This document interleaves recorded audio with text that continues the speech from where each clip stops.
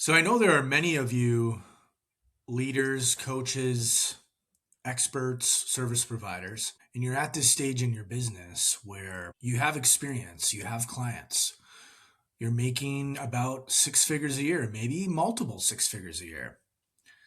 And you're at this stage where you kind of have to make a choice. To take things further, you have to make a choice. You're either going to go down the route of hiring employees and hiring people to do marketing, sales, or delivery, right? You're either going to have to hire other experts, coaches, consultants, to do some of your client work or all of your client work, or you're going to hire people to do your sales calls or your sales process or some of your marketing, right?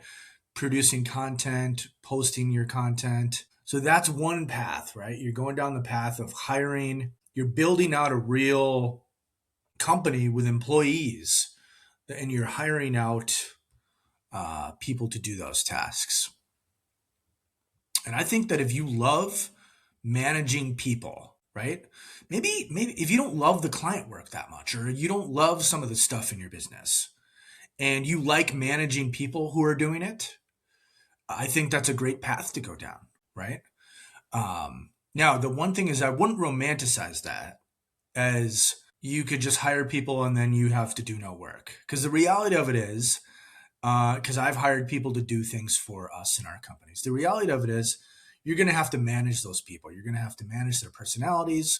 They're not going to do the job, in the way that you want them to right away. So you're going to have to train them, even if they're an expert in this. You're going to have to train them in your expectations, in your ideal client's language. There's going to be a lot of things that you're going to have to train people if you're hiring out these jobs. And if you love doing that, and if you love managing people, I think that's a great path to go down. For myself and my wife, as we've owned our businesses together for almost 20 years now, we went a completely different path. So we were at that stage where, you're making six figures, you're making multiple six figures a year. And again, the one path is you start hiring things out. The other path is to really look at your business and your business model and your offers and your sales process and how you're delivering your services and structure all of it in a way so that one person can run your business um, with marketing, sales, delivery, right? Because there's a way to structure your business from your offers to your delivery to your sales process where one person can actually work part-time running the business, serving clients. Because for me and a lot of the experts I work with, that your purpose on earth is transformation of your clients, right? That's what you love doing. That's what you're put on this earth to do. And so you like working with the clients. Now you might not want to work with, a ton of clients a week, right? You probably want to have some downtime, some personal time.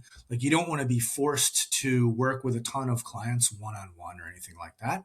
And you probably want to work with the clients you love working with, right? You don't want to work with a bunch of clients that are frustrating or, just aren't clients you really want to work with. So, that's important. But there is another path where you're not outsourcing things, you're not hiring out all these marketing, sales, or delivery things, and you just set up your business in a way from your offers to your delivery to your sales process that is very streamlined and it sets you up to mostly do client work at the highest level and be able to run your coaching, expert, service-based business with just one person working, not even full-time, working part-time. That is possible. That's what I've created, figured out over the last 20 years how to do that. So if that's something you'd like to do, reach out to me. I'm happy to talk you through it.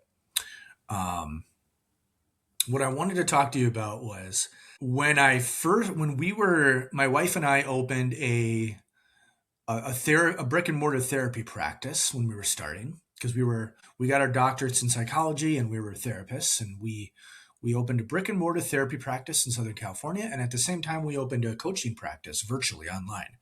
And our coaching practice was helping people with dating and relationships, because this was our specialty. From our doctorates to the experience we had as therapists, it was with relationships. So this is what we were doing. And I don't recommend starting two businesses at once when you know nothing about business. We knew nothing about business at the time. All we knew was about how to help people change their lives. So we really had to learn the business side of things through trial and error, through making a lot of mistakes. And so in the coaching business, we started to run ads to get clients. And there came a point where and this was my part of I was running the ads. I was making the creatives, writing the copy and running the ads. And my wife was doing other parts of the business. So, and I was primarily using Facebook ads. I had tried some Instagram, some Google, some YouTube, but I was mainly running Facebook ads. And at a certain point, I got pretty good at it, where we were running Facebook ads, and I would know that, whatever, for every dollar we spent, we weren't going to lose money. We weren't going to lose much money, right? Like we could break even, and then, or even make some money, and then people, as people continue to work with us, that was all profit from the ads. But I didn't enjoy running the ads because it was stressful to me. You're basically an accountant, because every day you're looking at the ads, you're looking at the numbers, you're looking at what is, what ad is performing, what ad is losing you money. And I didn't enjoy that process. Again, I'm someone who likes working with clients. I like helping people change their lives. So, logging into the back end of Facebook and looking at the ads, looking at the numbers, tracking the numbers, separating out the ads, see what's performing, what's not. That's not something I really enjoyed doing. And especially as the amount got higher and higher, because, we started to be able to spend money on ads and make money back from that. So at one point we were at $10,000 a month on ad spend, which for some of you, that is seems crazy high. And for some of you, if you're an ads expert, that seems pretty low actually. But for us, in our style of business, that's a lot of money, $10,000 a month spending on ads. So, and for me, the higher the amount went, a little bit, the more stressful it was looking at the ads, and kind of, because I could see, oh my gosh, this one ad lost us, $500. It didn't do anything. And this other ad made us this much money. But so, and the dollar amounts just kind of kept going up. So I did not enjoy that process, and I will admit that. I enjoy doing, getting clients in other ways, plain and simple. So at one point, and now this is interesting because so again, we helped people with dating and relationships, and it's actually difficult to run ads. At least when I was doing it, this was maybe 10 years ago.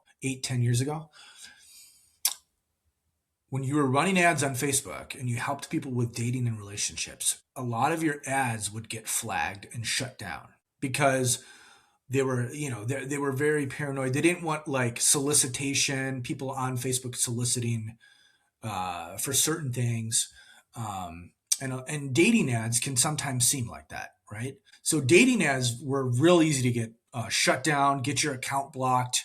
There was many times my account would just get shut down. And we were just running standard dating ads, trying to help women, meet the love of their life, meet a partner they were interested in. And next thing you know, the ad would get shut down, the account would get shut down, and Facebook would say, you were running ads against our terms, which we weren't.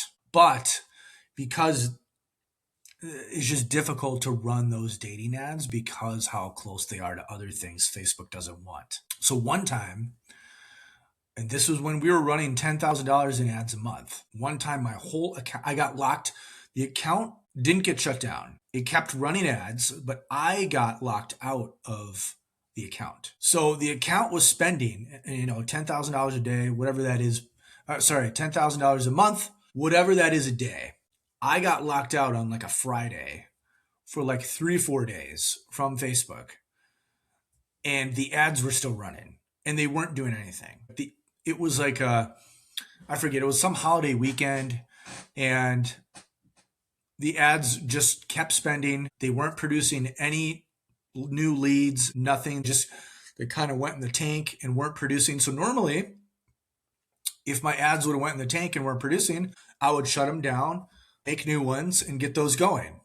Well, this time the ads suddenly tanked, weren't doing anything, and the money just kept getting spent because I was locked out for 3, 4 days. So, and got back in within 4 days, shut the ads down, had to retool everything, but that money was just gone. And these kind of things happen as an entrepreneur, as a business owner. These things are going to happen, and they are very frustrating. But to me, it's still all worth it. It's still all worth having my own business, working with clients in the way that I want. But I can tell you so many war stories of things like this, from marketing to sales to delivery. But you can do it. You can get through this. A lot of these obstacles are going to happen in your business, and there are ways to figure them out. But yeah, if you'd like to figure out how to run a one-person business where you're working part-time and you're able to sell out your highest value work while working with clients that you love, reach out to me. I'm happy to talk to you and talk you through what maybe some of your next steps are or what your options are to be able to do that.